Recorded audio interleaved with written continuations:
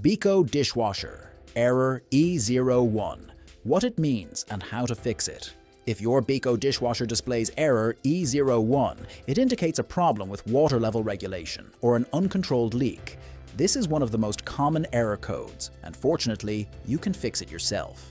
In this guide, I will show you step by step how to solve this issue effectively. What does error E01 mean in a Beko dishwasher? Error E01 signifies that the water level sensor has detected an internal leak, triggering the float switch. When water accumulates at the bottom of the dishwasher, the appliance automatically stops working to prevent flooding. How to fix error E01? Luckily, there is a quick and simple method to address this issue. Here's what you need to do.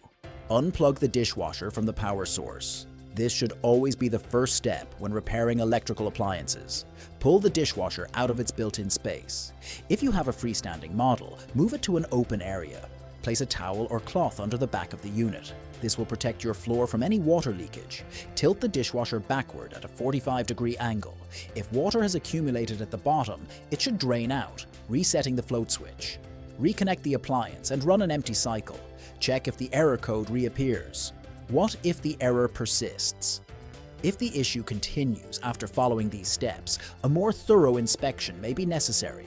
Check the drain pump and hose. They may be clogged or damaged. Remove the top and side panels of the dishwasher. This will allow a closer inspection for leaks.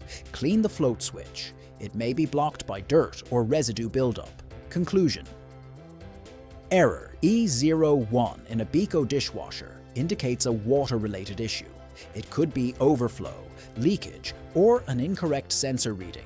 In most cases, you can resolve it yourself using the methods described. However, if the problem persists, it may be best to consult a professional technician. Let us know in the comments if this solution worked for you. If you found this guide helpful, give it a thumbs up and subscribe to the channel for more practical tips.